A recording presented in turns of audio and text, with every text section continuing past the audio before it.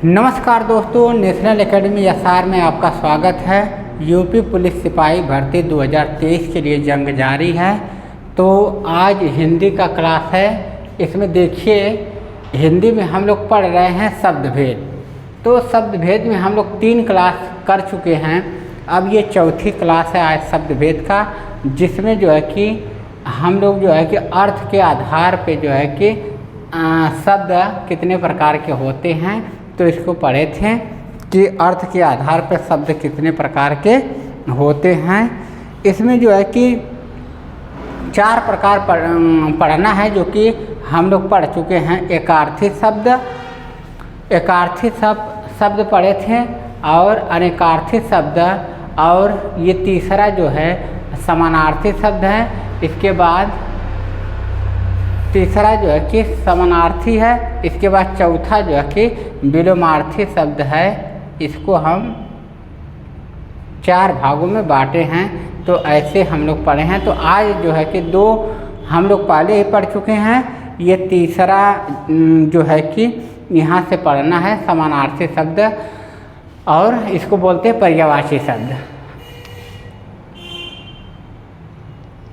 समानार्थी का मतलब क्या होता है कि समान अर्थ, जिसका समान अर्थ हो, ऐसे शब्द जिनके अर्थ समान निकले यानी समान अर्थ हो, उसे समानार्थी शब्द कहते हैं, या इसको पर्यायवाची शब्द भी कहा जाता है।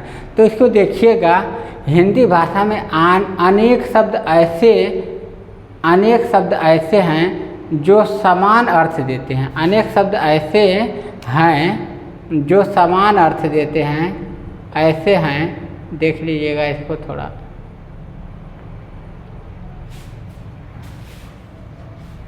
अनेक शब्द ऐसे हैं जो समान अर्थ देते हैं, उन्हें समानार्थी या पर्यायवाची शब्द कहते हैं।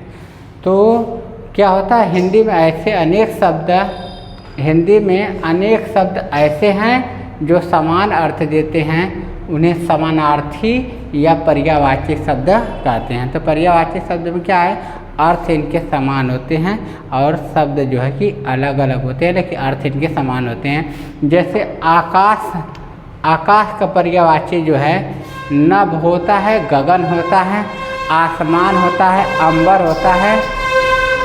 इस तरह से जो है कि आकाश के पर्यायवाची होते हैं। नभ होता है, गगन होता है, अंबर होता है, आसमान होता है। ये सब जो है कि आकाश के पर्यायवाची होते हैं। तो इस तरह से इसको ध्यान रखना है। बादल का पर्यायवाची क्या होता है, मेघ मतलब भी बादल होता है। जलद मतलब बादल होता है। वारिद मतलब बादल होता है। तोयद मतलब बादल होता है। बादल का पर्यायवाची हम लिखने के लिए क्या करेंगे, जो जल का पर्यायवाची होता है उसमें द शब्द जोड़ देते हैं, तो ये बादल का पर्यायवाची होता है। जैसे जल में द जोड़ दिए तो जलद हो गया। वारी मतलब भी जल होता है, इसमें द जोड़ दिए हैं तो वारिद ये हो गया बादल का पर्यायवाची। तोय मतलब भी जल होता है। पंख मतलब भी पानी या जल होता है। तो इसमें अगर द जोड़ देंगे तो क्या हो जाएगा, पंकद हो जाएगा। वो जो हो जाएगा कि ये किसका पर्यायवाची हो जाएगा, बादल का पर्यायवाची हो जाएगा। इसलिए जो है कि, और इसमें अगर ज शब्द जोड़ दिया जाए, जल का जो पर्यायवाची होता है, जैसे नीर होता है, नीर माने भी पानी होता है, नीर का मतलब भी, उसमें अगर ज शब्द जोड़ दिया जाएगा तो कमल का पर्यायवाची हो जाएगा, और द शब्द जोड़ देते हैं तो ये बादल का पर्यायवाची हो जाता है। इसको ध्यान रखिएगा, पर्यायवाची याद करना होगा, जो कि एग्जाम में पूछे जाते हैं। पर्यायवाची और विलोम शब्द तथा एकार्थी और अनेकार्थी, ये शब्दों को कुछ याद रखना पड़ेगा, इससे एग्जाम में क्वेश्चन पूछे जाते हैं। इसको ध्यान रखिएगा। सूर्य का पर्यायवाची रवि होता है, भानु होता है, भास्कर होता है। और फूल जो है, फूल का पर्यायवाची पुष्प मतलब फूल होता है, एक तो पुष्प हो जाएगा। सुमन मतलब भी फूल होता है, सुमन, और प्रसून मतलब भी फूल होता है। तो ये हो गए समानार्थी या पर्यायवाची शब्द, जो कि शब्द भेद में अर्थ के आधार पर है। अब हम लोग जो कि पढ़ेंगे चौथा जो अंतिम है, जो इसका विपरीतार्थी या विलोम शब्द, जो कि चौथा है। इसके विपरीतार्थी का मतलब उल्टा होता है, यानी विलोम का मतलब भी क्या होता है, उल्टा होता है। तो इसमें क्या होते हैं, जो जो शब्द विपरीत अर्थ का बोध कराते हैं विपरीतार्थी या विलोम शब्द कहलाते हैं। ऐसे शब्द जो विपरीत अर्थ का बोध कराते हैं उसे क्या कहा जाता है? विलोम शब्द कहा जाता है या विपरीतार्थी शब्द कहा जाता है। इसको ध्यान रखिएगा। जैसे जय, जय का मतलब जय का जो विलोम शब्द हो जाएगा पराजय। जय माने जीत होती है और पराजय मतलब हार होती है। पाप मतलब पाप का जो विलोम शब्द हो जाएगा ये पुण्य हो जाएगा। पाप का विलोम शब्द विपरीत अर्थ क्या हो जाएगा? पुण्य हो जाएगा। सच का जो है कि झूठ हो जाएगा और दिन का विलोम शब्द रात हो जाएगा। और इस तरह से जो है कि ये तो हो गए अर्थ के आधार पर शब्द के 4 भेद होते हैं, जो कि पहला होता है एकार्थी शब्द, दूसरा अनेकार्थी शब्द और तीसरा जो था ये समानार्थी या पर्यायवाची शब्द और चौथा विपरीतार्थी या विलोम शब्द। इस तरह से अर्थ के आधार पर भी शब्द के 4 भेद किए जाते हैं। ये हम लोग पढ़ लिए हैं। अब इसमें जो है कि कुछ तत्सम और तद्भव पूछे जाते हैं, तो इसको भी आप लोग याद रखिएगा।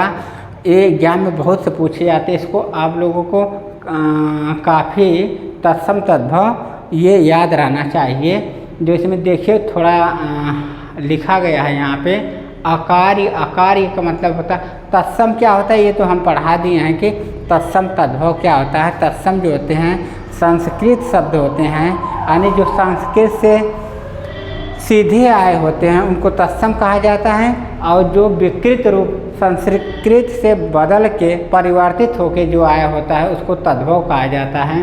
तो ये अकार्य जितने भी तत्सम होते हैं ये संस्कृत वर्ड होते हैं वो तत्सम होते हैं। इसको ध्यान रखिएगा। अकार्य का हो जाएगा अकाज, तद्भव क्या हो जाएगा? अकाज हो जाएगा।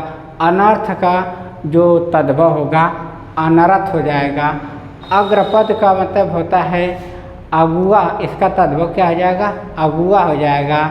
और अज्ञान का तद्भव हो जाएगा अजान हो जाएगा। अश्रु का तद्भव क्या हो जाएगा? आंसू हो जाएगा। अक्षर का तद्भव क्या हो जाएगा?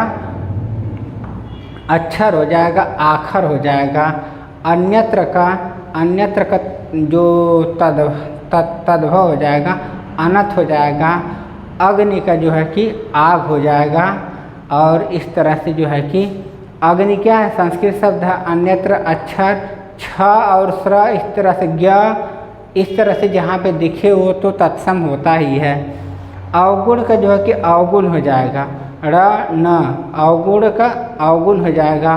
अर्ध का आधा हो जाएगा। तो तत्सम पहचानने का यही तरीका होता है कि जो संस्कृत वर्ड होते हैं वो तत्सम होते हैं और जो उनसे परिवर्तित होकर आए होते हैं वो तद्भव होते हैं।